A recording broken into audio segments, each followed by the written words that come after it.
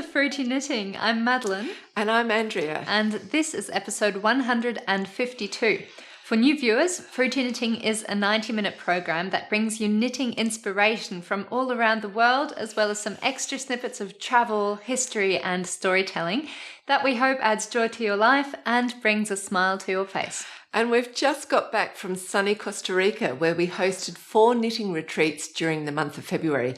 It was a really busy time for us, so we couldn't release an episode while we were there. But in our spare moments, we edited all the extra segments for this episode. So as soon as we got home to Germany, we could film the final part of us sitting on the couch. And that's exactly what we're doing right now, ready to tell you all about it. So hosting our first knitting retreats was a huge learning experience for us. It sure was. Costa Rica as a country was really, really amazing. And the resort we picked was actually fantastic. It went way beyond all of our expectations, which I'm incredibly grateful for. And quite a few of the participants were asking us, do we plan to do more retreats in the future? And I can honestly say that the year of planning leading up to the retreats, there were some incredibly stressful moments in that. But once the participants actually arrived, it was a really great experience. We had wonderful, diverse, interesting groups of participants, and Madeleine and I really loved spending time with them and getting to know them better. And one of the best bits, I thought, was that the participants were really connecting with each other as well, and some real friendships were developing where they're planning to visit each other in different countries. So I thought that was pretty special. Yeah. So we filmed a fair bit during the retreats, and we've put together a 20-minute segment which will give you a feeling for what it was like. And one of the highlights was the guided jungle tour. And to be honest, I was a little bit nervous about this. I wasn't sure how well it would come across or how popular it would be, but thankfully, most of the participants actually really loved it.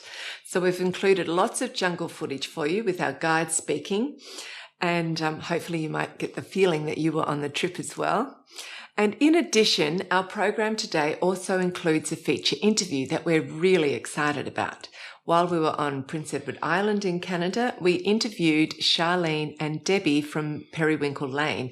And Periwinkle Laine is a hub for Prince Edward Island's rug hooking community. So Charlene and Debbie are creating absolutely stunning artwork through rug hooking. Debbie was an oil painter, and Charlene is a lifelong rug hooker who taught Debbie how to hook. And together, they're not only teaching the craft in a really comprehensive way, but what they're producing themselves, I think, should be in a gallery because it's totally gorgeous. This interview is a real treat, and we feel very, very honoured to feature their work on Fruity Knitting. So although the retreats kept us busy, we also got to sit and knit with our participants, which was great. So we both have new projects to show you, including a jumper that Mum is actually designing herself. So I reckon we should start with Mum in under construction. Yes, you heard that right. I'm actually designing this as I knit it. And many designers say that their inspiration comes from the yarn itself. And I would say in this case, for me, it's exactly that way too. I really fell in love with this beautiful bright aqua colour. It reminded me of the tropics or the Costa Rican sea. And I think that the soft, delicate, even romantic texture of the Kid Silk Haze, this is by Rowan, is perfect to create a really glamorous evening top. So something that you would wear when you're fine dining in the evening, overlooking the Pacific Ocean. So exactly what we were doing during every evening of the Costa Rican retreats. So that's the vibe I'm going for, and I really hope it'll end up just how I imagine it. And I'm thinking that I'll call this top my Pura Vida top. Pura Vida means the pure life or the good life, and it's a saying that the Costa Ricans say to each other at every possible occasion. So you can say it to greet or to say goodbye or to say thank you. It's just a lovely sort of blessing that you can say. So I think it would work well with this top. Yeah, and with Pura Vida, I thought in the beginning that was just something they said to connect with tourists, that it was more for our sake than for their sake. But it's funny, you really hear them say Pura Vida to each other all the time throughout the day.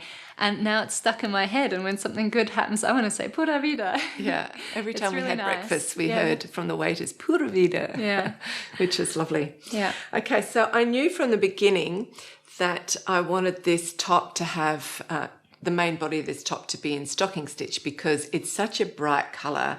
I don't think it needs a full-on decorative pattern to go with it as well. And I also knew that I would hold the Kid Silk Haze with 2 strands.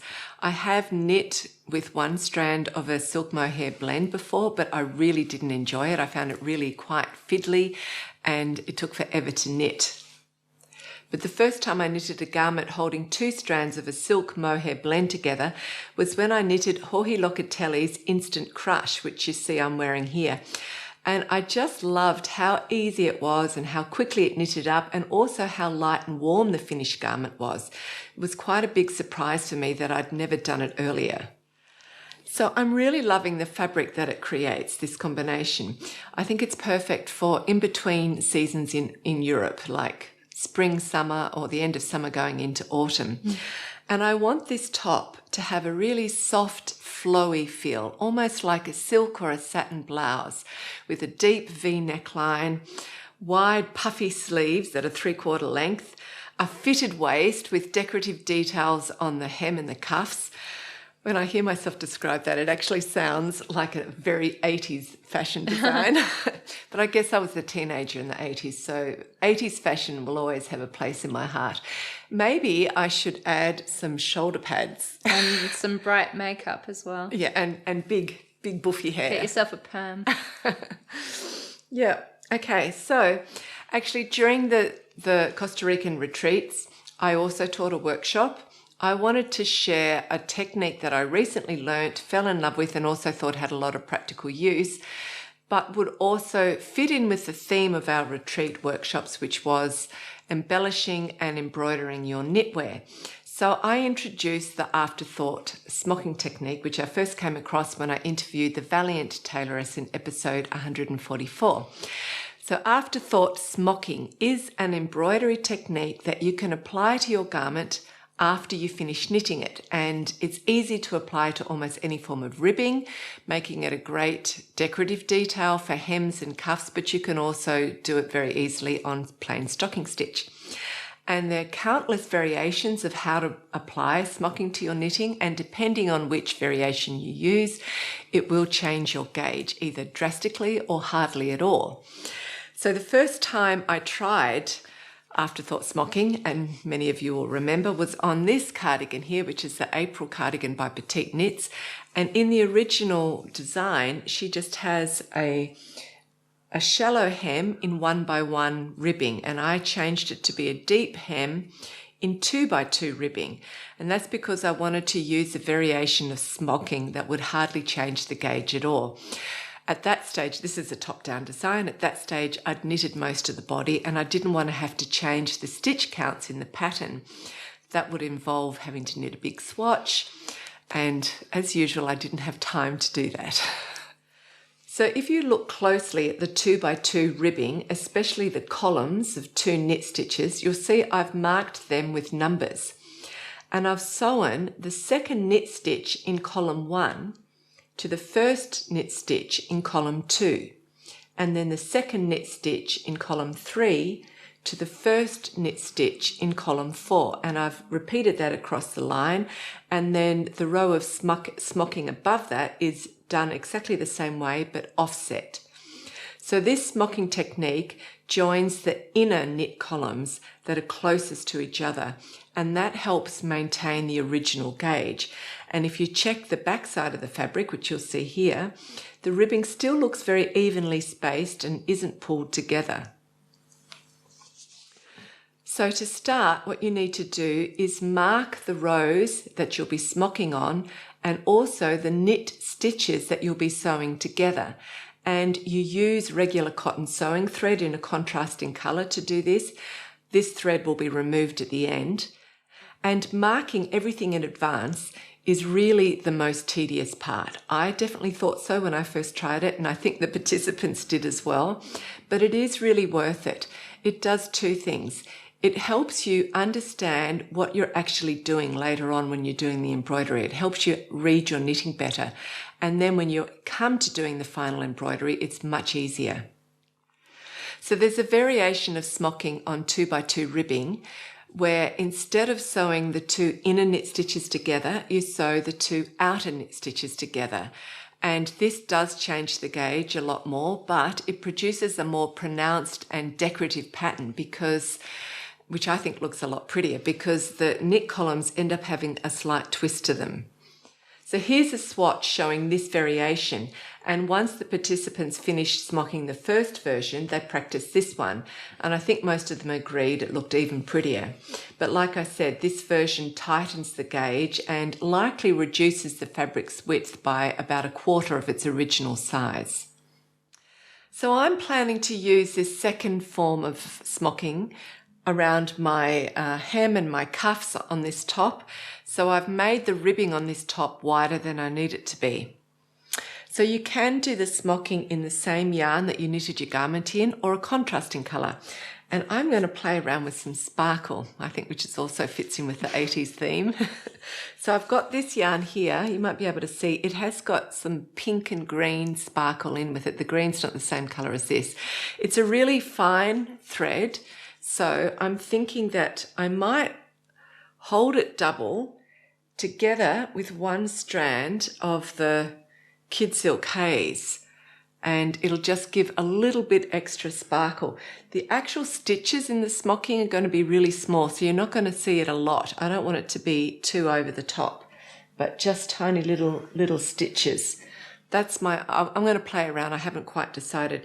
The only thing that I was thinking about is this thread here is very inelastic. It's quite hard, and I was a bit worried that it might cut through the fibres of the Kid Silk Haze, but actually it probably wouldn't because silk is pretty strong. So I'm going to play around with that combination. Maybe I'll do 2 threads, maybe 3 threads. Madeleine always gets a bit nervous when I bring out sparkles because you think I overdo it. No, I don't think you overdo it on sparkles. I just think that the yarn you choose is always too thin. Do you? Yeah. Yeah, but the thing is you can always add more strands to make it a little bit thicker. And from my experience of doing afterthought smocking, you don't want to have a really thick yarn doing this as the smocking. It can look a little bit... You want a medium-sized yarn. Not delicate. Anyway. But it'll be fine when you combine it with the silk mohair. I like that idea. Yeah. So this is what I've done so far. I've been working it bottom up in the round, and the V-neck is very deep. I actually started it about 2 inches before I cast off the underarms. And if you have a look at how I've cast off the underarms, it's not a nice little curve. It's just like a modified drop shoulder. And the reason why I've done that is that I want to have quite a lot of puffy or wide sleeve up the top here. So this is my sleeve. I've been working that in the round as well, bottom up, until about 5 centimetres below where I started the sleeve cap shaping, and then I split it and I've been working it back and front. And that's because this section here is going to be sewn to the cast off stitches that I have underneath the arms. So it'll be sewn like that in there, but the opposite way around. And then the cap on this sleeve is pretty shallow. That's the top of it. That's the bottom of it. So it's fairly shallow, and that's because, so that's going to essentially be sewn in there like that. And then there's enough volume up here for there to be a few little gathers right at the top, which is also very 80s, the top of the sleeve. That's the plan of how it's going to be. So it'll be 3/4 lengths and quite loose around and drapey around this part, hopefully. And fluffy. And fluffy. So it's a little bit hard for you to see how it looks here. So I've done a diagram for you. The sleeves will have a shallow sleeve cap, but will be very full around the upper arm. And that's why I've chosen a modified drop shoulder rather than a set-in sleeve. And in the diagram, you can see how wide the upper part of the sleeves are and how shallow the sleeve cap is, although this diagram is not really showing you the exact proportions of my actual knitting. So I'm actually really excited to see how this turns out, but I have to be honest, I have been totally winging this.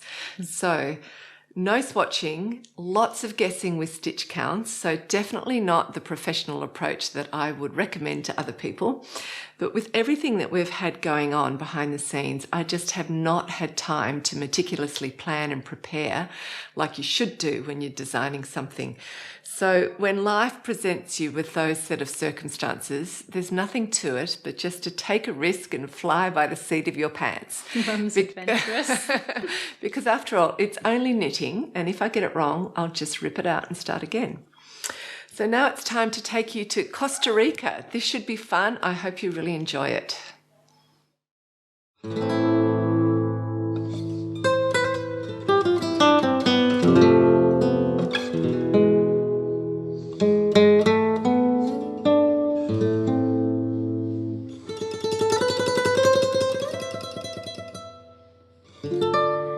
The retreats took place at the beautiful Pura Nature Resort and Spa, which is surrounded by tropical rainforest and overlooking the Pacific Ocean. During our stay, we shared the hotel grounds with a fantastic variety of animals, including macaws, sloths, and monkeys.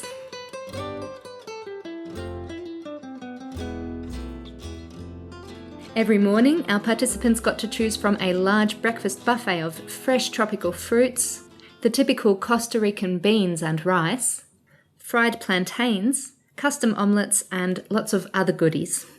Breakfast was always enjoyed on the terrace so that you could take in this magnificent view of the Pacific Ocean. We had some great conversations, but it was easy to get distracted by lizards hunting for insects and breadcrumbs underneath the tables, or macaws picking almonds from the almond tree. There was always something going on. Best of all, there was a family of sloths, including a mother and baby, on the resort property that we could check in on every day. Personally, I enjoyed walking down to the local beach for an early 6 a.m. morning swim before starting our work, and on my way I would usually get distracted by these adorable hermit crabs. Each crab chooses an empty shell to carry on its back, like a small house. As it grows, it leaves the old shell behind and replaces it with a larger version. Our retreat program included knitting workshops and non-knitting activities, so every day was structured differently. These Costa Rica retreats were a partnership between Mum and the knitwear designer Claudia Quintanilla, who Mum interviewed back in episode 140. Claudia designs elegant, classy-looking garments that typically feature some type of embellishment. So, embellishing your knits was the theme of these retreats, and Claudia's classes were centered around her Monarca sweater and Luna de Plata top. On the Monarca sweater, participants learned to embroider butterflies directly onto a sturdy knitted fabric, and they could also add crystals.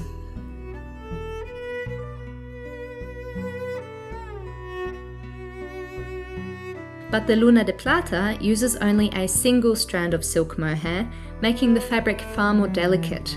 So for this top, Claudia taught her special method of first embroidering onto a piece of tulle before sewing the embroidery onto the top. In another class, Claudia got everybody started on her special Pura Vida knitting retreat design, which is a short-sleeved summer top featuring mosaic around the yoke.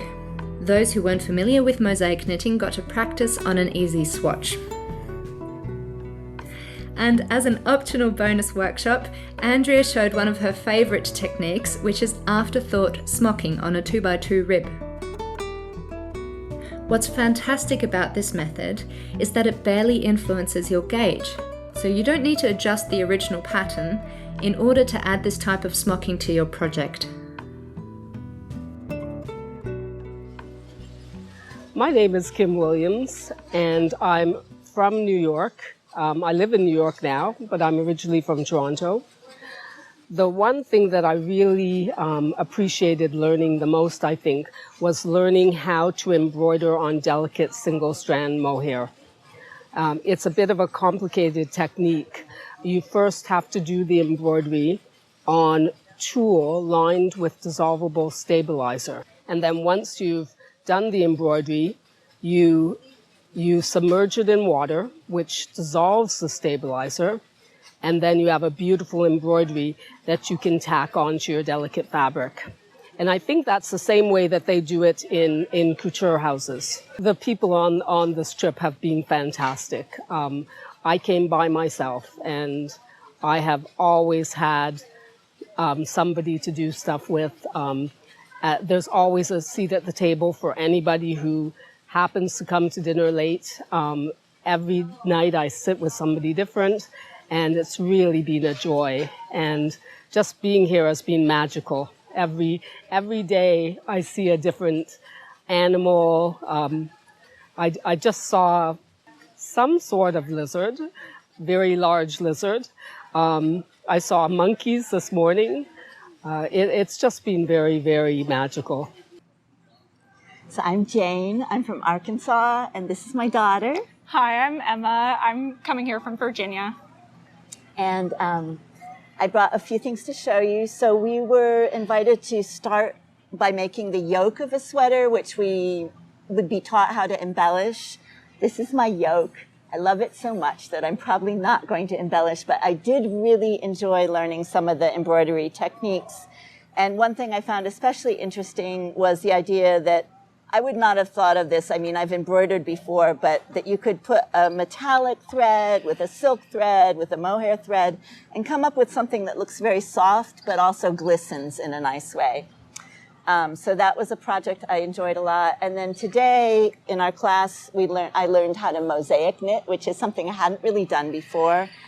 And this is the yarn for a sweater that was designed specifically for this retreat, which used mosaic knitting, and I really love the yarn, and I'm looking forward to making the project. Okay. Yeah, and it's been really interesting to come because I'm not a knitter. I'm really just coming on vacation with my mom, but I've gotten to join in all of the group activities. So we went with a guide to the national park and saw toucans and sloths and all kinds of great stuff earlier today.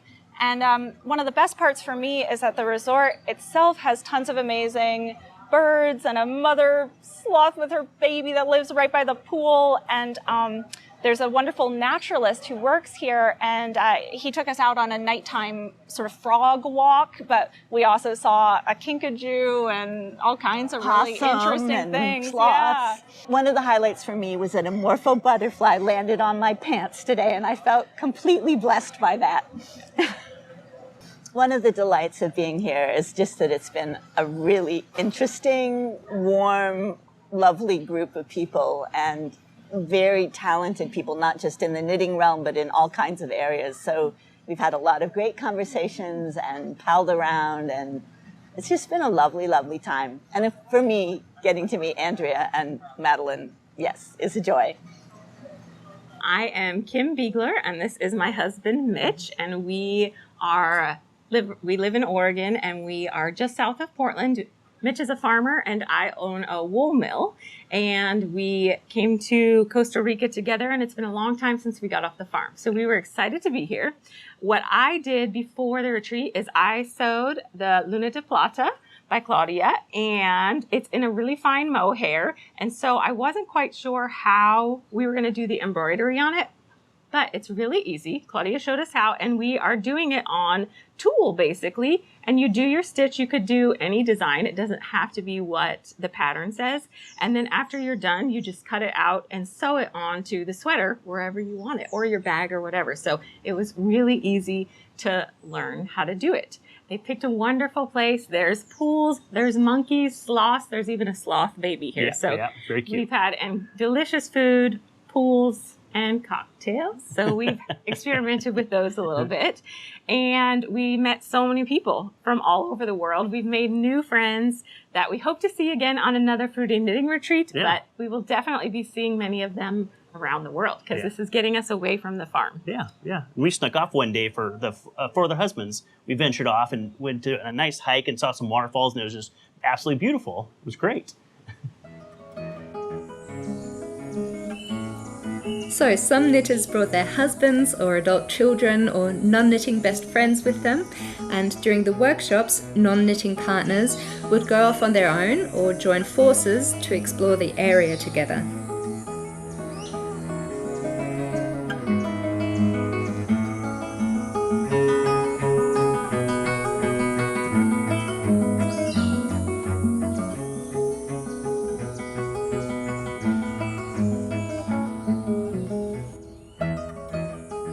Outside of the workshops, we all spent time together during meal times and non-knitting activities. A major highlight was the jungle tour through the nearby Manuel Antonio National Park. Manuel Antonio National Park was once privately owned land used for logging and banana plantations. In 1968, a conflict arose between the landowners and local citizens when the company attempted to restrict public beach access. So this led to protests by local residents. And the people from Keppel downtown didn't like that because they knew by law in Costa Rica, all beaches are public. We don't have the concept of a private beach, right? So you cannot block the access to the beaches, right? That's what the owners were doing. So the people knew that they had the right to come to the beaches whenever they wanted. So they started to fight for their rights, right? To protect their rights. And a conflict exploded over there and was very, very serious that lasted 4 years. The government decided to expropriate the land from the owners, right? When they expropriated the land and they decided to turn this into a park, the government didn't actually put much effort into this, right? They just, okay, put it a national park over there, a little bit random maybe if you ask me, and they leave it like it was, right? So all these forests that we have today, right, it just grew back naturally in these 52 years of the national park house of existence. So from the oldest trees maybe you see over there in the back or these ones right here, 30 so, 40 so years only, right? But not more than 52. Although the park covers only 20 square kilometres, it has a rich and diverse wildlife with over 100 different mammal species and more than 180 different types of birds. And the tourism it attracts has created jobs for thousands of local residents. Our guide was really enthusiastic about this additional long-term benefit to nature conservation. It's beautiful. It's amazing. This is one of my favorite species around here.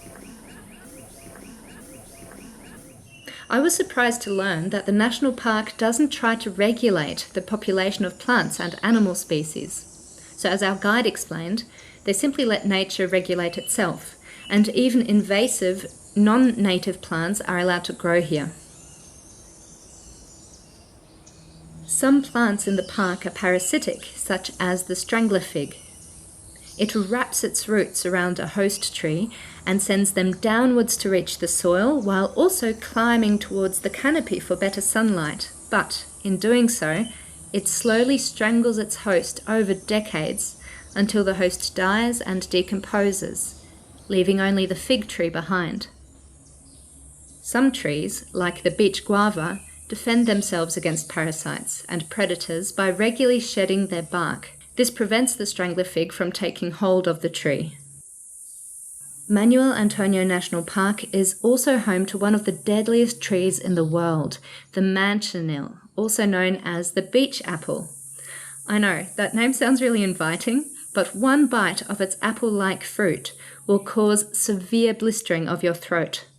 The manchineel grows by the beach, and while it looks harmless, its sap is highly toxic and will cause your skin to blister severely. Every part of the tree is filled with this toxic sap. It's a defense mechanism against herbivores, right? Vegetarian animals like the sloth and monkeys, grasshoppers, crickets, a lot of insects, right? So every now and then, or most of the trees around, you see that they have holes on the leaves that they're half eaten by the leafcutter ants and so. These ones, when we see these trees, in perfect condition all the time because there's nobody that can fit on the leaves, right? Because if you eat it, it raises a lot the acid of the stomach. It can burn the mouth, the throat, burns on the stomach, lacerations, ulcers. Our tour guide told us that the locals used to punish pirates by tying them to the manchineel tree and peeling off the bark, torturing the pirates with blisters and burns.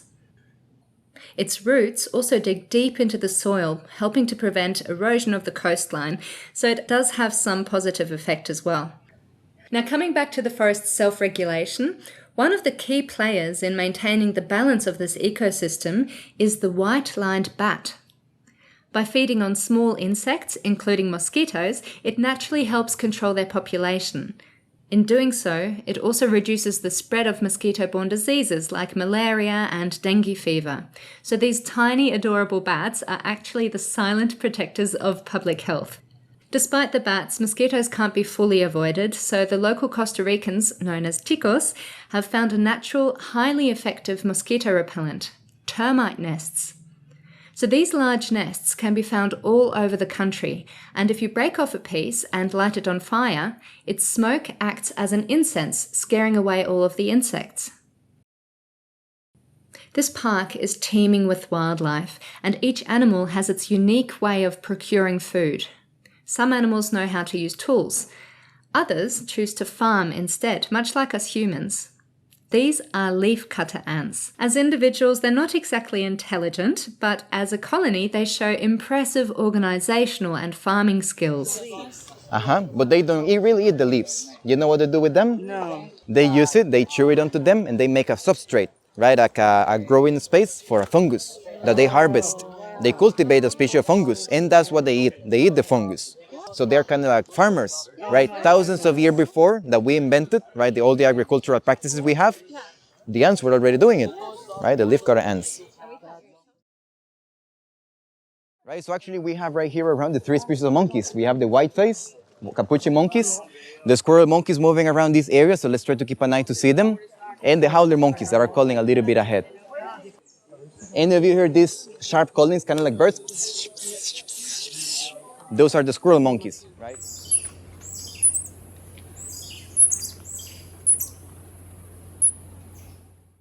Look, he's carrying the tail the entire time. They don't use the tail. Oh, okay. They use the tail only for balance.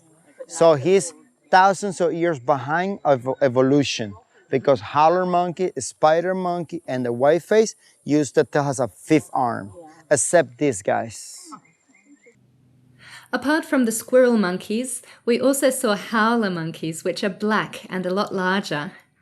They too are herbivores, and in general they're quite docile, though they do make a lot of noise, and they have been known to throw their own feces at their enemies or unsuspecting tourists. But thankfully none of us were targeted. The third type of monkey is the capuchin, the mafia of the jungle. This one is omnivorous, and it will even eat other monkeys. White-faced monkeys prey in everything. You know the movie Terminator? You know, this is the Terminator from the jungle. They eat birds, they eat lizards, they eat mammals like the howler monkey baby. Okay. If you're wondering whether you misheard that last part, no, you didn't. During our tour, a capuchin monkey snatched and killed the 1-week-old baby of a howler monkey, and then it ran off to eat it. Our guide actually managed to get this footage of the capuchin monkey eating the howler monkey baby. I know it's not pretty, but it is the way of nature. That part, okay, but it's nature. Everybody have to eat. Okay, now we saw the howler monkeys by himself. She was living, quite slow behaving, because howlers are herbivores. You know, they eat leaf, fruits, and flower, no meat. How they eat so many leaf, and they like this, they discover toxins, and they get high. Okay, they get high by mistake, but they get high. So after the incident, we could see the dead howler baby's mother, some trees away, moving very, very slowly. And our guide speculated that she might have been high from some toxic plant at the time. She also looked quite young and probably lacked experience in defending her young from predators such as the capuchin monkeys. I think we should move on to a more peaceful species, sloths. Sloths are known for their slow movements and for spending the majority of their life sleeping. They remind me a lot of koala bears because both species eat leaves that are high in fiber but very, very low in nutrition, and they take a long time to digest.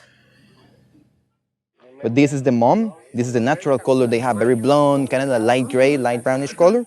And this is a little bit the body and the arm of a baby that is hugging the mother. They are always on the belly, right? The babies are on the belly. As the mom is always hanging upside down or laying on her back, the baby is just there, very lazy, on top of the belly of the mom, is sleeping most of the time, right? Right, the sloth, they are not lazy. They are in saving energy mode, as I said, right? Because as the food, what they eat are mostly leaves. They don't have enough energy. So if they are like the monkeys, just jumping and moving around and playing and running all over, they will just spend all the energy they have and they will starve, right? They will not get enough energy to replace it quick enough, right? So they must be lazy, right, in order to survive. That's why they eat a lot, and similar to the howler monkeys, they go to sleep. to focus all the energy they have into the digestion. Once they have a little bit, or they finish the digestion, they have a little bit more energy, is when they decide to move to a different tree, find a little bit more food, eating, and then go into sleep again, right? To try to replenish that energy that they spend.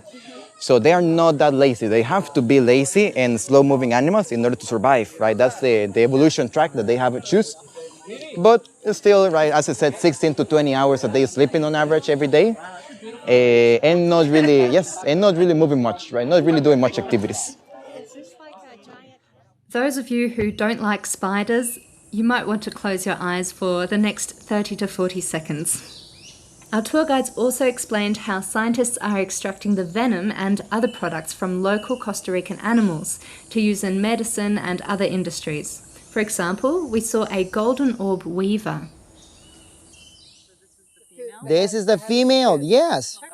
But she's very aggressive. She's very explosive. So this spider produces an incredibly strong yet flexible silk to build its web. The silk is non-toxic and doesn't trigger an immune response in humans, making it safe to use in surgical procedures. Currently, scientists are using the silk to build a scaffold on which to grow human skin cells. The structure of the silk allows cells to attach and multiply, forming layers of skin tissue that can then be transplanted onto burn victims. Unlike synthetic materials, spider silk naturally breaks down over time, and this leaves only healthy human skin behind.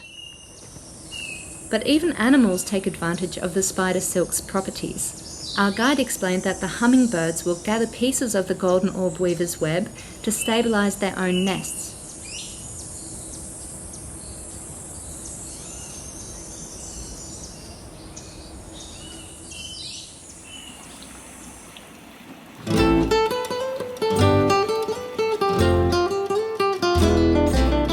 On the last evening of each retreat, we gathered for a grand final gala dinner to celebrate our time together.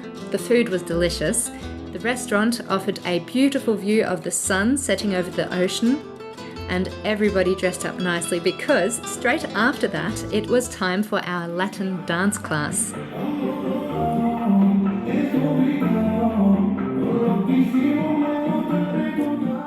Since many of us were new to salsa and other Latin dances, our instructors kept it simple. We started with the basic steps on our own before pairing up.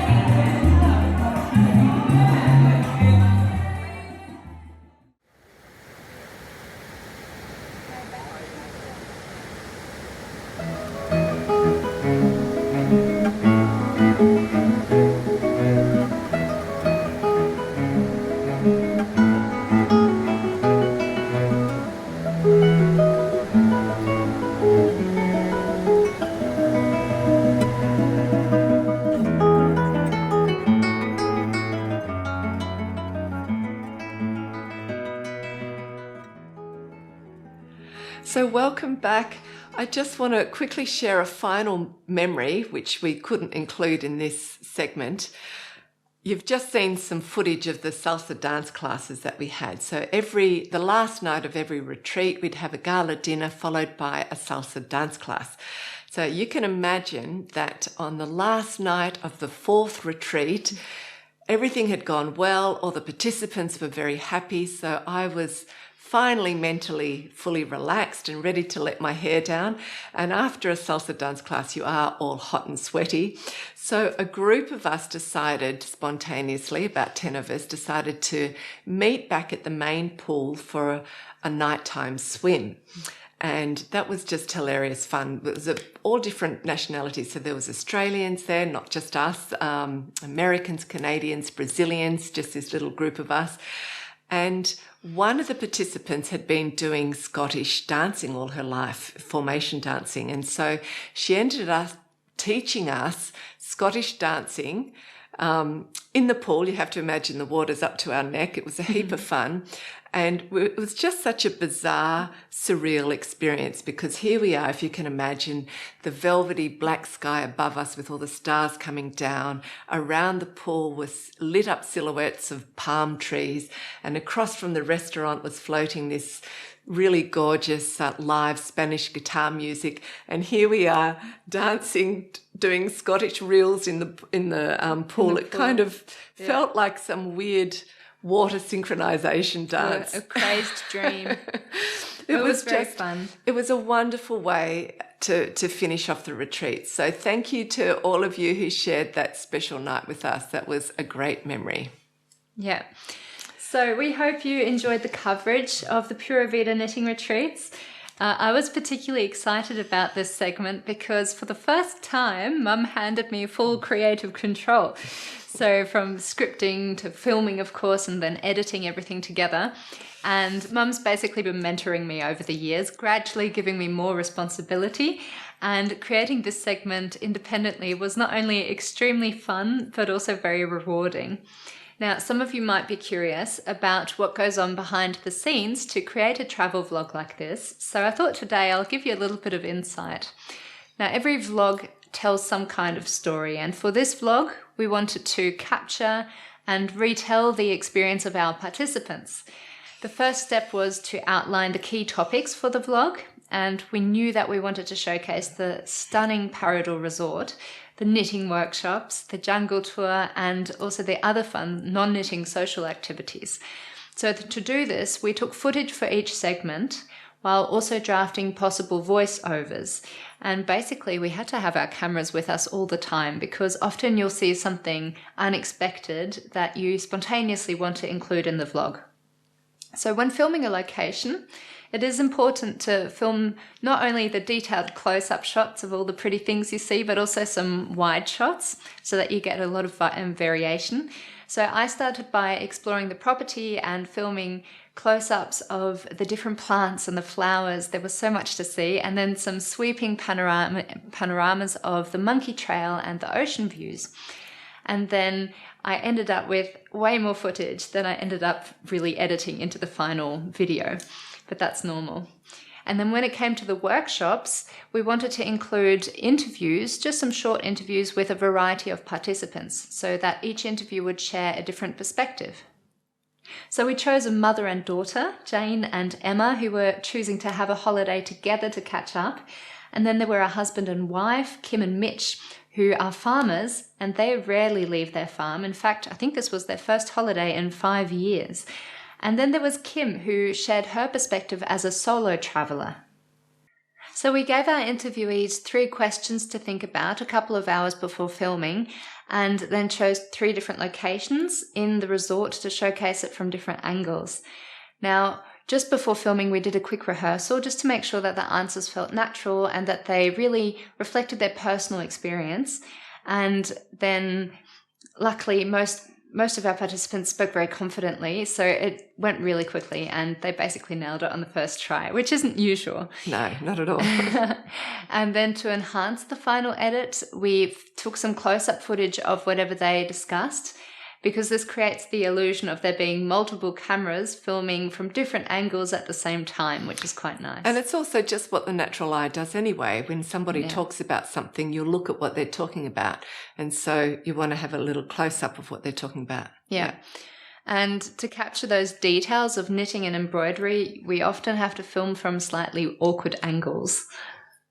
For example, to film Eliane embroidering the silver moon from the Luna de Plata top onto tulle, I had to squat on the ground with my body nearly disappearing underneath the table, which I'm sure looked pretty funny. And then when capturing Romney embroidering her Monaca sweater by the pool, I had to hold the camera directly above her work, so this partially blocked her view. But she was very patient with me and still did a really great job sewing those tiny crystals onto the sweater. I was especially excited about the jungle tour and wanted to include some footage of the tour guides speaking. So for each retreat, I chose a different tour guide, mic'd them up, and filmed them as they led the 3-hour tour around the national park, which resulted in hours of footage. I then listened and watched back on all of that footage, noting down the most interesting sections and then taking them and matching them with the relevant visuals. And finally, I decided which parts to keep in the guide's own words and which ones to summarize as a voiceover to keep everything concise. Yeah, because in every episode, what we're aiming to do is to provide valuable information in a way that's both engaging and easy to follow. And one of our big challenges is, first of all, you've got to find rich content, but then you have to pack that rich content in the shortest and say most captivating format. So that's what we're always trying to improve on. Yeah. Yeah, and I was also, just going back to the jungle tour, I was also really impressed with the tour guides, because since you can't control where the animals will go or how they behave, they have to stay very flexible in what they show us and have a lot of knowledge about all the different species that live in that national park. What really added to the experience was being able to use a scope, which I had never done before, because you really got to see the fine details like the plumage on the little birds or the tiny movements of a spider weaving its web. I did a lot of filming, but the guides also gave me access to the videos and the photos they took through the scope to use for the vlog, and all the participants had access to this as well. Yeah, so as Mum said earlier, another one of our non-knitting activities was the salsa class right after the gala dinner. I absolutely love dancing, so for this one it really took some willpower to step off the dance floor to film other people dancing, but it was worthwhile because I always find in the end it's very rewarding when all your footage comes together into a nice vlog. And Madeleine did most of her filming during retreats 1 and 2, then we had a short break before retreat 3 and 4. During that time, apart from preparing for retreat 3 and 4, she put it all together and edited it, the Costa Rica segment. And I also edited or finished editing the feature interview. Yeah, so at that stage, I wrote the final script, which became the voiceover that you heard, and I just started lining up all of the footage. And after arranging the footage, I recorded the voiceover, cleaned up the audio, and synchronized it with the visuals. At this point, things were already looking pretty good, but the final step was to add music and sound effects like jungle sounds, ocean waves, and background chatter. And once all of that was in place, I went back to tweak the video here and there, adjusting the timing of each shot to match the mood and the rhythm of the music, and I also had to add headings. So we hope this gives you a glimpse of what goes into one of our travel vlogs. And just a quick note about the music. If you're seeing any advertisements on our YouTube videos, please know that we don't make money off ad revenue. Instead, all of the ad revenue from advertisements goes straight to the copyright holders of the music that we use in order to enhance the quality of the show. So we don't make money off ad revenue, the money goes to the copyright holders. Now, on that note, if you find that our videos do get you excited about knitting or maybe even life in general, then we would be really grateful for your financial support to help the Fruity Knitting podcast continue, because Mum and I put in a huge amount of effort to make each episode happen. We try to make it that each episode is packed with educational content, and that does take a long time to prepare and put together.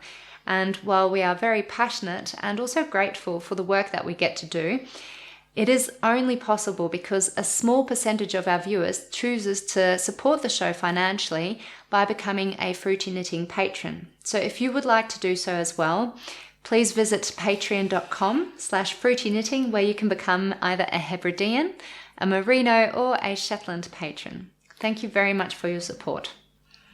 Okay, so now we're going to move back into under construction because I am still working on the Varde Rundfeld sweater, which is a sweater for my fiance Ryan. And just in case you don't remember what the original design looks like, here's a picture. So it's a men's colourwork yoke sweater by Rauma Designs, knit with the Rauma Finol yarn, which is a rustic sport weight yarn made from 100% Norwegian wool. In the last episode, I showed you my version, where I chose a beautiful bright blue as the main colour. I absolutely love that blue and it looks really stunning on Ryan, so I built the yoke's colour palette all around this blue. However, Since then, I have come to realize that this light beige really does not look good together with the bright blue. And I'm sure that some of you also think that the bright blue combined with the lime green is a little bit gaudy, although I think this is a personal matter of taste. Anyway, so after much deliberation, I have decided to replace this beautiful bright blue with a slightly more boring but elegant navy blue, because I know that the end result will be more elegant and harmonious, and I really want Ryan to wear this sweater to work. So the original design is knitted bottom up and in the round, which is why I started here with a provisional cast on to knit the yoke first. And as you can see, I did do that successfully, and I even added some short row shaping around the neckline. Now that I want to replace the beautiful bright blue with the boring navy, I have two options. I can either rip back absolutely everything, including all of this successful colourwork yoke in the middle, but I don't want to do that. So the second option is to cut into my fabric around here, put those stitches on hold, and then make a new provisional cast on, work upwards in the navy blue to here, and then graft the new bottom piece with the old upper piece together. And if I do that successfully, I will unravel the neckline shaping and reknit that section in the navy blue. Do you know, some people have drawn a parallel between, because I've spoken about the very first jumper that I knitted, Dad, was in a Cookie Monster blue. Don't say that. Please don't say Cookie Monster blue in front of Ryan. Yeah, Ryan won't watch this episode. Because I've actually ordered some more balls of yarn in this colour, and I plan to knit a single colour jumper or jacket in this blue, because I'm still convinced He does look really good in this colour. I think just a really plain jumper in this bright blue will look really stunning. Anyway, I want to do the grafting on a row that only uses a single colour. So this beige row is where I'm going to graft the new lower part of the yoke to the old upper part of the yoke.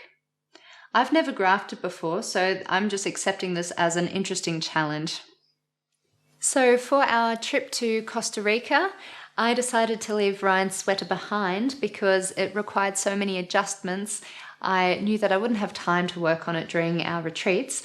Instead, I took some knitting for olive yarn with me to knit the Fern sweater. Now, last episode, Mum showcased her own Fern sweater, which she made using the Wild Winds yarn from Fleece and Harmony in a really stunning bright blue. You've been wearing it a lot since as well. And every day. Yes. And she described it as a very quick and easy knit, which sounded absolutely perfect for a busy trip. And it's proven to be true. Yeah. Because look, you've nearly finished. I know. And I didn't want to have to deal with unexpected mistakes. So mostly stocking stitch with a tiny bit of easy lace sounded really good. Let's see how it looks on you. It's going to look good. Yeah.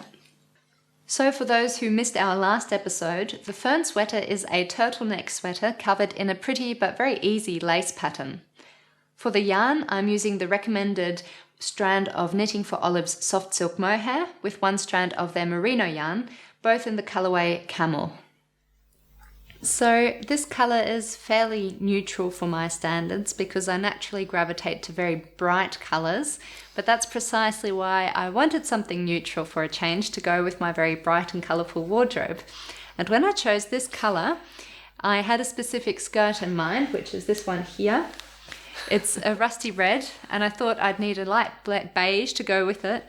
Now that I look at it, I'm not sure it actually goes together that well, which is a shame. I think you have to put it on and see what else you wear with it. Yeah. But it's not an obvious combination. Yeah, once you combine this with something else, I find the colour looks quite intense after all. But when I saw it by itself, I thought, oh, it's neutral. So there you go. Anyway, the sweater is knitted top down and in the round. And just like Mum, I jumped straight into it without swatching, which seems to be a theme at the moment. But I was able to do this because the yoke follows the same stitch count for the first 4 sizes. And I'd also done it before you, so it was like I paved the way. Yeah, Mum paved the way, the pioneer. What was I saying? Yeah, that's right. So the only difference though is that sizes extra small and medium use 4.5mm needles, and sizes small and large use 4mm needles. So that'll alter your gauge a little bit, but I was pretty sure I'd be a size small and I was willing to risk it. Then once the yoke progresses, the stitch count still remains the same for the first 4 sizes, except that you add extra rows the larger your size to the yoke before you divide for the arms and body. So I measured my gauge after a little bit and the stitch gauge was perfect. So I stayed with size small and I added a few extra rows underneath the armholes, but I'm not sure I needed to do that in hindsight. We'll see when you've done the arms. Yeah. Yep. You're also supposed to stay with the same size needles as you knit the body, but once I passed the bust, I actually went down to 3.75 millimeters just to pull the garment in a tiny bit for some minimal waist shaping. I'm really happy with this design, just like Mum. I think it's a super easy and pleasurable knit. It is. I can just highly recommend it. It's a successful knit. You don't have to think about it. And it's a great design. It's got a little bit of pattern detail in it. It sits really beautifully on the body. I've been wearing mine every single day, actually, since I got back into Germany. Yeah. So in Costa Rica as well. Not in Costa Rica because it's too hot. Yeah. Okay. But I am kind of inspired to knit another one because it really shows off the yarn in a beautiful, beautiful way. And it was a pleasurable, very fast knit. So, yeah, well done. Okay, so now it is actually time for our feature interview with the fibre artists Charlene and Debbie from Periwinkle Laine. Their work is totally gorgeous and I think you're really going to love it. And they're also kindly offering Fruity Knitting patrons a 15% discount off all rug hooking patterns in their online shop. So while many of their rug designs reflect the landscapes of their home on Prince Edward Island, you'll also find some beautiful little floral and fun holiday themes, which are great to start off if it's your first time rug hooking. And rug hooking is a great way to use up some of your leftover yarn and create something practical or decorative for your home. So we totally encourage you to give it a try, and thank you very much to Debbie and Charlene for this great discount. So now it's time for us to say goodbye. Thank you very much for spending time with us, and we will see you again in April. Bye.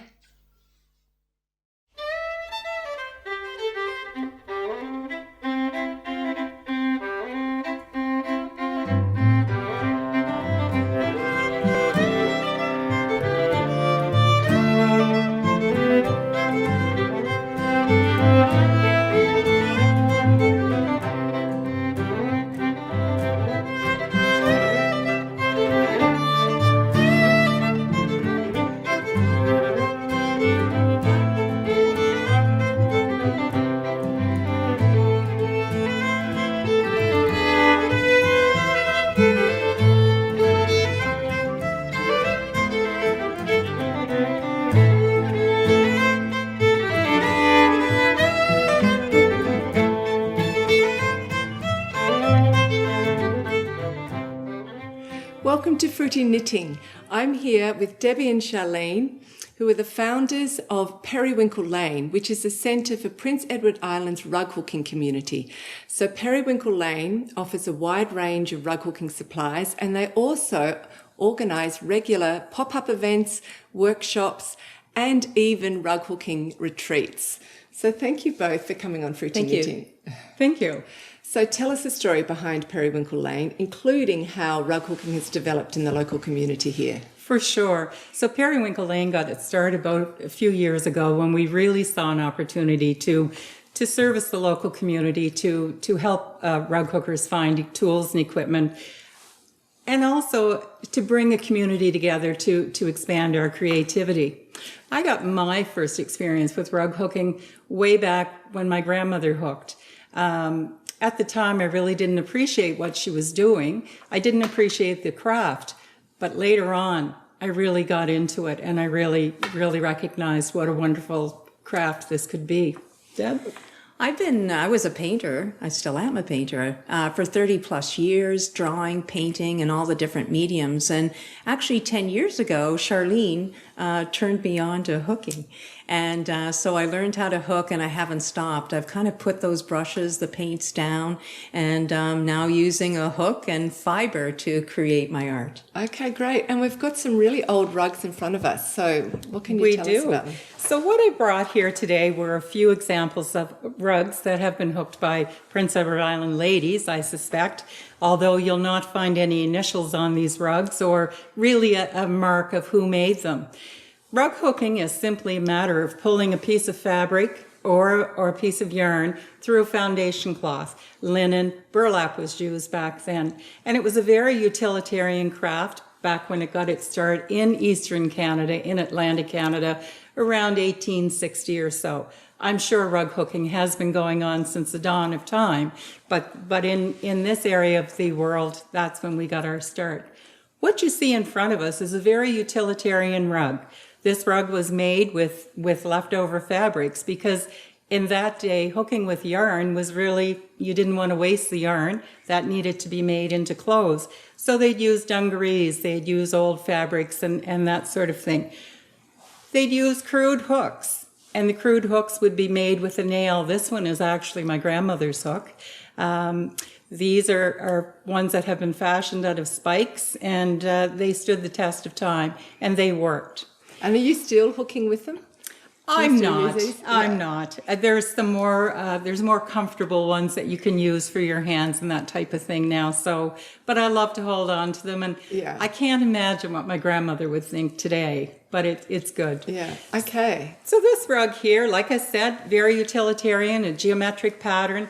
You'd find this rug at the back door. This is a rug where they'd come in from the barn, they'd wipe their feet, they'd carry on. The next one we have is a little bit more fancy. This would be a parlor rug. So in the front room of a home where you entertained your Sunday afternoon company, where you serve tea. And what I'd really like to point out in this rug here is very scrolly, which is very traditional of island rugs. But let's look how it stood the test of time. Because this is 100 years old, isn't it? This is 100 years old for sure. And when you look at the back of the rug, you can see exactly how the dye has faded, how it's changed over time. Quite an attractive rug in its day, and still quite an attractive rug. And you were saying that this is probably natural dyes as well. Absolutely. Which I find really interesting. Yes. Because it's such a strong dark colour.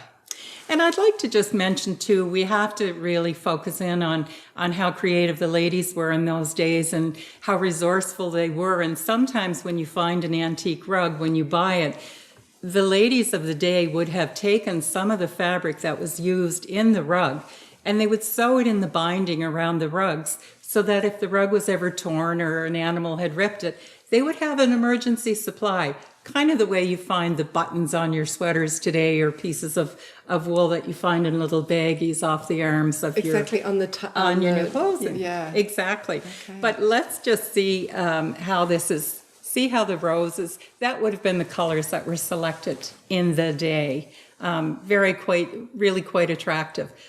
This has been hooked on burlap. They probably had a feed bag or a bag that vegetables came in, and on Prince Edward Island it would have been potatoes, so it really held up well. The next one here is a parlor rug. This is a rug that you're going to find in your living room. This is a rug that when the minister came to visit, they're going to bring it out and shake it off and make sure it's clean. And one of the things that the lady of the house, typically the lady of the house, she would store her rugs face down. So the face would be on the floor, but when company came, she'd pick it up, give it a shake, flip it over, and make sure that the beauty of the rug stood the test of time. That reminds me of when people would buy their new lounge suite and they'd put plastic or something over it and then take it off when visitors came. Exactly, the same idea. They were very proud of their rugs, but they weren't proud enough to stick their initials on them. And like many things with women in history, they never ever made history books because this was always seen as a function of a woman's obligation in the house, like cooking, cleaning, exactly. You hooked your rugs. So we've transformed a little bit. Fast forward to about 1930. Actually, in the late 1800s, 1870, 1860, a lot of, a few companies got started, and they started to stamp the pattern of the rug on the burlap. So what they would do was really, in essence, they would paint. These were all numbered in a series. So this one here you can see is number 21 of a series of 132. They would be retired after that. But what they would do was color it so that the lady of the house didn't really have to think about what color she was going to put in her rug. They would also include a guide on the back that showed you exactly what colors you would select from their store, of course, to hook your rug. And this too has really stood the test of time. There's a lot of them out there in the market, but it's really a memory, and it's kind of the first evolution of how rug hooking has started to change. Yeah, that's beautiful. It reminds me of the embroidery tapestries that I was doing as a teenager, a Monet replica or something, and it would have all of the colours and things in the corner. Yeah, okay, that's great. Interesting that you mentioned that. Another little tidbit is that to really show that rug hooking was more of a pedestrian or a very plain craft for the poorer folks was the fact you never saw rug hooking classes given, whereas you would have seen embroidery samplers made and classes given, and women or girls would sit around and do the embroidery of their samplers. This was very, again, utilitarian and really a poor person's craft. Yeah, okay, wow. So let's fast forward to 2022, and Charlene and I started Periwinkle Laine, and many people have asked us why Periwinkle Laine, and periwinkle first is our favorite color. So that's where it started there. Yeah. We both love that color, but also we live on the coast, and the periwinkle is found on the shore. It's a small snail shell, and we thought that it was very representative of where we live and what we love. And Laine, we do spell it slightly different than the traditional English Laine. It's spelled L-A-I-N-E, and it's really a nod to our Francophone friends that it's the French for wool. Ah, yeah. Okay, I didn't know that. Yeah. Wow. Okay. So, we started, and we don't have a bricks and mortar store. We're really focused on being a community business. We have a mobile store. We do pop-ups around the community. We host hook-ins in the community. And it's sort of like we bring the store to you. So come and bring your bagged lunch, have a great hook-in for the day, and we'll present you with a beautiful wool boutique and supplies. That's so wonderful. You can have a fun day. That's really wonderful. So I think the viewers really want to see a selection of your work now. So let's have a look at them. And can you talk about which themes particularly inspire you both? Sure.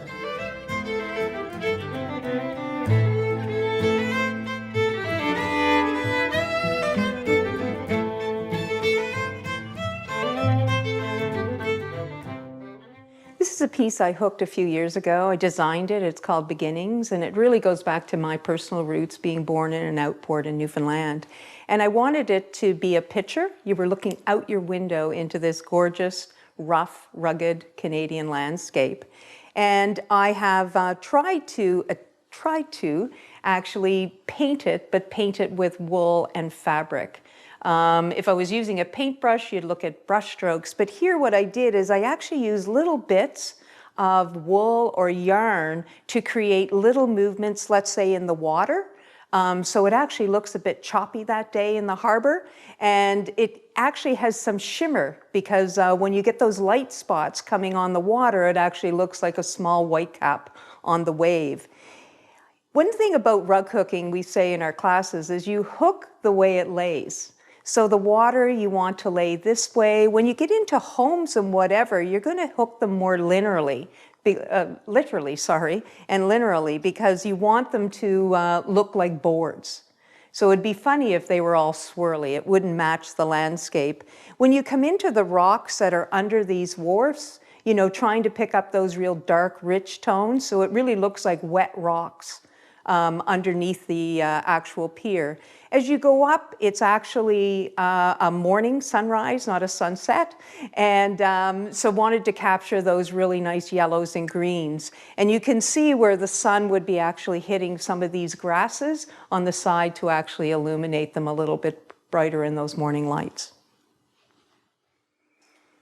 So this is actually capturing one of my childhood memories. This tree, I remember being down at my grandfather's and actually my great-grandfather's summer home and laying on the ground and looking up a tree as a child. And it was one of those wonders that kind of stayed with me. It was an old linden tree on the property. And so what I wanted to do was try and create that looking up. And this was really tough for me to draw. To try and get that visual that it was flat, but I wanted it to look like it was looking up. And so then the tree, actually, I started to use little bits and pieces, almost like little dabs of paint. But I was using little bits and pieces of leftover worms from other rug hooking, and I started to rug hook it in. And I started at the bottom of the tree, and I started to build up, thinking about the movement of where the tree was going, so I would keep that perspective of always looking up. Where would the light be hitting it, and where wouldn't? Once the tree was actually done, this became a big challenge on a background, because originally my idea was it would be a leafed tree. I would have leaves all over it. And I started to hook leaves, and it just looked wrong. So I took it all out, and I actually sat down with Charlene and a dye pot, and we said, how can we create something that looks like it's a leaf tree, but it's not a leaf tree? And she actually dyed these various very neon-y yellow-green colors. There was 4 different values, and then started to hook it in to actually create that image that there was actually leaves there with no leaves being there. So it really became everything about the tree. So there's a saying that goes, if you're lucky enough to live by the ocean, you're lucky enough. And I am lucky enough to live by the ocean. And a lot of my subjects for rug hooking are creatures or scenery that comes from the ocean, or is it around the ocean. These are my jellyfish. So what I really wanted to depict here was jellyfish propelling through the ocean. We have a lot of jellyfish on Prince Edward Island in the summer, and they're nasty to swim with, but they are beautiful creatures. So to capture the colors of the jellyfish, to capture the light coming down from the water, what I did was dyed my wool in a very particular pattern so that I was able to hook horizontally, but to have the colors match up vertically, giving you those solid stripes of color. It's not an easy task, but it was a fun one to do. Also in this rug, to capture the tentacles and the debris that jellyfish pick up while they're floating through the water, is to hook with some slubby yarn, some really different colors that you would see in the yarn. To capture the bubbles, I tried the bubbles, the air bubbles in the water. I used some non-traditional colors, but I think it worked. And again, it's to try and capture the light, going from the light shining down right to the bottom of the ocean. A lot of circles, a lot of just background colors that really blend in and makes the jellyfish pop. So it's no secret that poppies are a favorite flower of mine, and the color red really evokes a strong emotion with me. Here are my poppies. The challenge with this rug, because it's 40 inches by 40 inches, was what do I put in the space to make it fit, and how do I hook it to make it look real? So when you're hooking anything that's living, you normally tend to hook it in the direction that it grows. So the flowers, for example, the petals of the leaves are hooked in the way they come out of the blossom and grow. You do some directional hooking to capture the light. You do some shading up here to capture where the petals fold over the other petals and where the sun might capture them. Down here you'll see a lot of oranges of maybe a dying or decaying petal. So those were the challenges for me in this project. I started out, I didn't really know what I was going to do, but I knew it had to have lots of color and lots of movement. I couldn't guess how many different shades of red are in the back of this poppies, but they all tend to work. The background was particularly challenging because, again, how do you fill a big space like that and make it interesting? And how do you keep your poppies in the focal point of your rug hooking? So what I did here was hooked in a manner called higgly-piggly. You're kind of hooking all over the place. There is some rhythm to it. There is some structure to it as well. But you're taking a bunch of blended colors, some dyed wool, and just hooking it in randomly to give it that look that, well, maybe it's grass back there, maybe it's blowing wind, whatever. But it did work in this instance.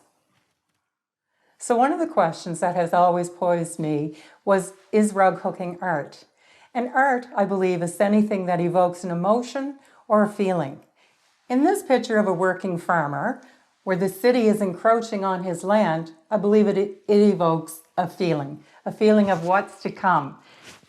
I look at this gentleman and I think, what's he thinking? Is he thinking, what's going to happen to me, my children? Where are we going to get our food? And for me, this rug hooking is all about a feeling. So you're both really passionate about teaching, and it is a large part of your business. So what's important to you when you're teaching? What do you like to emphasize? Really what we like to emphasize is the fact that everybody is creative, that, that rug hooking is something that can be done by everybody at all skill levels. We offer classes to novice and to those that are more experienced. We really focus on technique. We want individuals to learn how to hook properly, and then you can break the rules as you see fit. You have to know the rules before you can break them. What we really enjoy is seeing that spark, that creativity in our participants that really get turned on, and you can see the wheels turning in their head and you can see them hooking and they're thinking, I can do this, I can make this, and they create something beautiful. Our patterns are designed so they're good for everyone. They're good for all levels of skill. We may have 15 participants in the room, but we will not, and they'll all be given the same identical patterns and wool. But there'll be no two that come out identical. And that's what we really like about them. Yeah. We like being able to share our knowledge with them. We hold back nothing. And that's what really juices us up. Yeah, that sounds great. So are these kits that you're selling or a part of that you teach with? So this is a pattern. This would be one of our typical patterns. It's the traditional Prince Edward Island lupin. And the lupin has been hooked with a variety or a combination of wool and yarn. And when we say wool, we're talking about wool strips that have been cut by a rug hooking cutter. Here we've used a background that has been dyed several different colors, so there's a bit of variation in it. And it's just a nice example of something that you can do. It could be a wall hanging or it could be a table runner. It's totally beautiful. I just want to say, did you design this? Yes, I did. It's gorgeous. What I like is the movement in the background. Absolutely. That's really gorgeous. Yeah. And I also like the two shades of green here. With the and it's also so 3D effect. So you've got the flower popping out, and parts of the leaf popping out, and it reminds me of oil painting. Yeah, yes. And actually, the real instruction behind this rug, or the real lesson behind this rug, in addition to learning how to hook, is to allow yourself to use the wool. Make the wool work for you by using a variety of wool that has been dyed different colors or different values. You're allowing that to happen naturally. And it's that wow or that aha factor that people see when they're hooking the rugs. It's really, really gorgeous. Great. Thank you. Okay. Another example is our crab. We did the Mirandering crab. He could be walking down the beach. Again, we focused on color. We focused on movement. You can see the sand kind of moving in the background here. And to give that illusion that the crab is alive and dancing. It's a lovely pot holder. It could be a table top. It could also be the back of or the front of a pillow. Yeah. Or a picture, of course. A picture, absolutely. Yeah. And Deb's going to talk about pictures a little bit later. The final one that we have here is our lighthouse. And this is a typical Prince Edward Island lighthouse. We've got a really dynamic sky going on there. It's soft. It's, there's a bit of shade there. Again, a beginner class. And in this instance, we framed it to allow the participants to have something as a memento in their home or a gift that they like to give away. So are these all beginner kits? They are beginner kits. Wow. And some people say they look rather complex, but that's how we take you through the whole history. Normally our classes are 2 days long. We start out very slow, but by the end of the day, the rug hooker is moving on their own and really able to finish the piece. And I can see that the stitches look quite oblong. Is this wool or is this material? So this is hooked with, it is wool, but it's wool strips. Okay. Wool strips that we use the hook to pull through the foundation cloth. And the foundation cloth, you have to remember, is all gridded. It looks like a piece of gridding that you might use for latch hook or what have you. But a linen, and you're able to count the numbers of holes, and that way you gauge what stitch has to be pulled where. And you've also got different directions of stitches, which is interesting. Absolutely. So that's obviously done on purpose, and that's part of your technique too, isn't it? That so you're is not just doing row by row, but you're doing it in swirls and all. Absolutely, and it is to give movement and depth to the rug at all times. And also showing perspective, doesn't it? Perfect, yes, the light. There are different types of rug hooking. Some are very linear, straight across, but we like to kick it up, and it's that aspect of it that a beginner sits down and says, initially they think, I can't do that. They get going at it and they see how easy it is. They can very well accomplish that. But you need these added techniques to make it sort of eternally interesting. Totally, because if you brought someone in and had them, brought them in and had them hook a pot holder or what have you, something boring, you're not going to grab their attention. No. But if you bring them in to hook a crab or a lupin that has 4 or 5 different colors in it, you've got them. They're hooked. And also the different movements and the different styles. It's like knitting. Like if you can see the possibilities of the craft, you're more excited. We always learn something from our participants, and that's one of the golden nuggets in our business. When we teach, we learn something from the participants, so that's really cool as well. And it's really great that you've got your painting background, because I'm sure you're sort of teaching colour and composition as well in your classes. We are a dynamic duo. I mean, I do most of the pattern design and help with the perspective and the values, and Charlene does all the dyeing. So she's creating these vibrancies of colors and the various values that allow us to create the movement and texture in these projects. It's a great combination. Yeah. Okay. So, and you're also offering custom-made heirloom rugs where you're helping people to design their family memories into a rug. And I think that sounds like a lot of fun. So tell us how that works. One of the things we do is we help design heirloom rugs for folks. And what they'll do is they'll come to us with an idea, a memory, or potentially a photograph of something that's really important to them. And they'd like us to create a design that will actually capture that moment in time and evoke those memories of whatever it is that I'm designing for them. So I usually interview them to try to get what is the memory, so that it's not really just reproducing a picture that they've given me. It's really getting to the heart of what's important to them.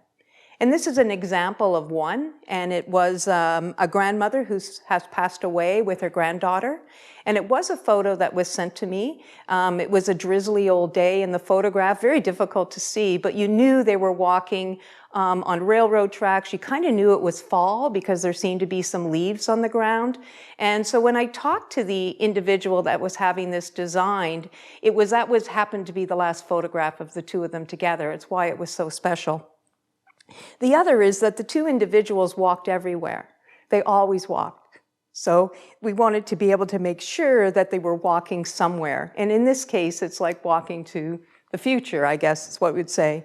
Tried to capture all the warmth of the fall in the color palette that we did, as well as the trees without the leaves because we knew it was fall. Both of them were born in October, so we actually encompass it down here, the Cosmo flower, which doesn't quite seem traditional, but it is the flower for the month of October. So this will stand the test of time, and it will be able to be passed through the generations. Interesting, this little girl is now 24. So Debbie and Charlene have really taken rug hooking to new heights, expanding the possibilities of the craft. So we're going to end the interview by showcasing some of their latest rug hooking adventures. Yeah, we kind of think of ourselves as we don't create your grandmother's rug. We appreciate them and love them, but we want to kind of push those boundaries to see where we can take rug hooking and how we can actually add in other art forms to make it truly interesting and dimensional as well. And we've got some great things on the table. So this is a piece actually that encompasses rug hooking, but also wet felting and needle felting. So, we've started with the traditional burlap. We've actually wet felted some roving on it to provide that nice kind of fluffy texture in the back for this wonderful sheep. And then started to actually use different kinds of materials as well to hook the sheep. And so we've used ribbons in this case where it's been rug hooked in. We've used sari Indian silk. We've used homespun yarns as well to rug hook. And then we've actually taken the sheep's locks and we've rug hooked those in as well, poked it through. And you can see as all of this is to create some dimension and depth of the sheep's face. So we want the sort of snout of the sheep's face to protrude, and that's why the eyes are actually needle felted so they set back. So you try and get that elongated form, but still just really randomly rug hooking to try and give it some free form. There was no picture here. Yeah. This was just a piece of burlap with some roving on it and just started to hook shapes. It looks great. And I love how the stitches are all different sizes. And of course that comes from different yarns. So you've got the homespun here, and that's roving, isn't it? Yes, that's roving for sure. And these are more of those thick, thin yarns that you get. The bubble yarns is done here. Where back in the ears, I actually used traditional wool, fabric wool, to put those ears so that they just set back. Yeah, that's great. And also some modern ribbon here. Yeah. That's really cool. Okay, that's great. Okay, and you've also developed a tool. So tell us about that. One thing about rug hooking, it is all about the tools and making sure you have the right tools as you go forward. And one of the biggest gaps that we had in the rug hooking business is a good cutter. And we need the cutter because we buy fabric like this, 100% wool. It gets custom dyed in the kitchens. And then we have to sadly cut it into a whole bunch of little strips after we've dyed it all, because it's those little strips, or worms as we call it, that we actually hook with. And you don't want to be cutting them by hand. No, you can. You can. Certainly use rotary cutters or scissors, but it's really nice to get the precision. And these are all cut in a 5, and because rug hooking is all hooked in 30 seconds of an inch. That's the way the fabrics are made, and where the warp and the weave of the fabric is. And so then you cut. So this is like 30 seconds of an inch. So we produced, we've gone locally to a machine shop. We're now manufacturing these ourselves. You can see it's a drop-in cassette. You take it. Yeah. It's each cassette. They're all numbered, and it tells you what width they are. And that allows you to hopefully have many cassettes, so you'll want to have many widths of the actual wool when you're creating a piece, because sometimes you want it very small for detail work like eyes, and sometimes very chunky for maybe big chunky flowers. That's really great. That is a really good tool. Can you imagine if your grandmother was using it? Yeah. You've really pulled rug hooking up from the real street level to finesse in a sense, haven't you, with tools like this? And there are a few other versions in the market. Ours is a never sharpen, so you never have to sharpen the blades. You don't have to find somebody to be able to calibrate something to get it sharpened. It's easy. There's no screws. It's very slick. It's made for a woman. And I think, too, it's important to note that so many of our artisans that made the tools are passing on, and they're causing big voids in our business.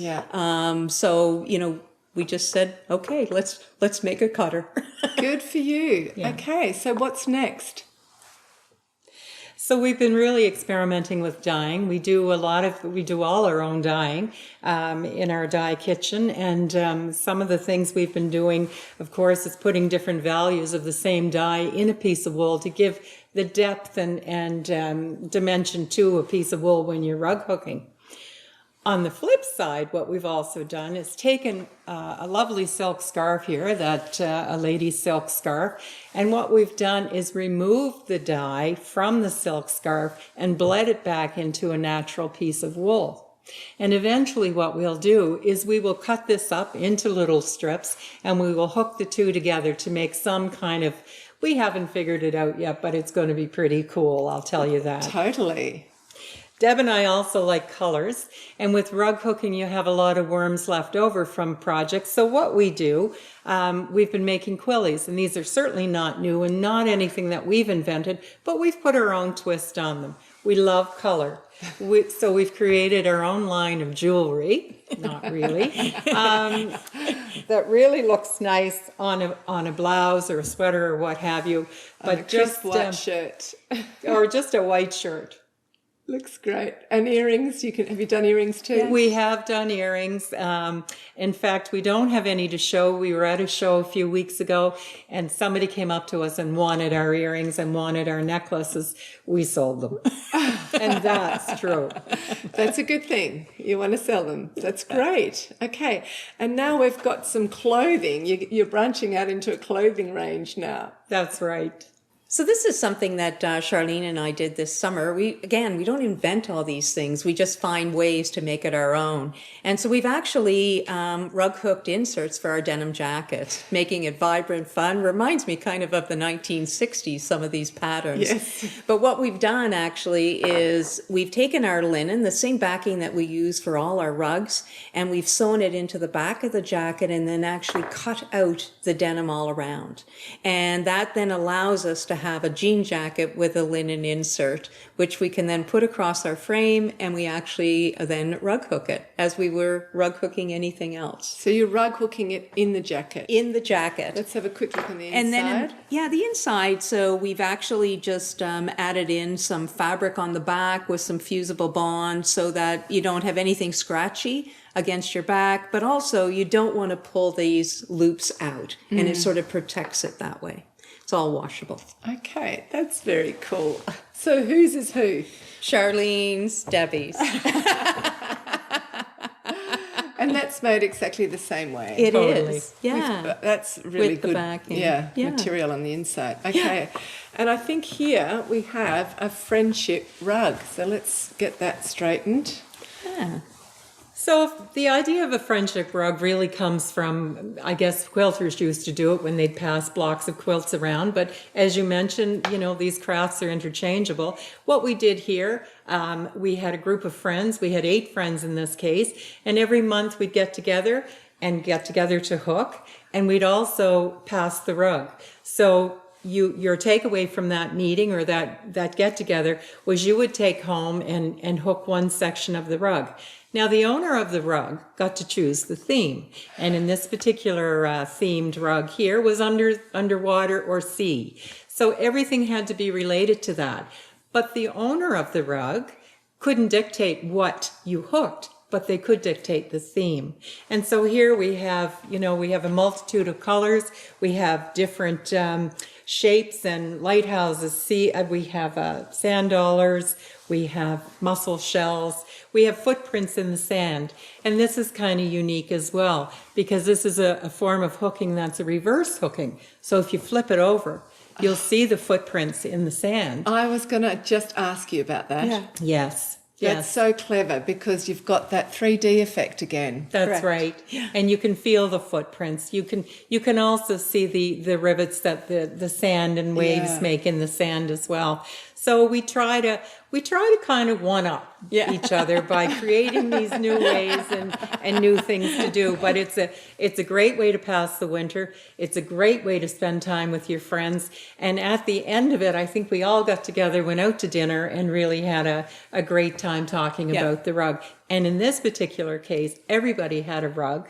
So everybody walked home with a finished rug and a memory of their friends and their time hooking. That's super special. Yes, it is. Super special and a heap of fun. Yes. It was a lot of fun, and it's a way to remember. It's a floor mat, so you can put it on the floor. It was great fun and a great way to pass a Canadian winter. Yeah. Oh, that's so great. Well, it's been such a joy to have you both on the show and all of your great creativity. It's really exciting. It really is making rug hooking looking very tempting. We're trying to tempt you. Okay, well, look, let's say goodbye to our audience. Bye. Bye-bye. Happy hooking.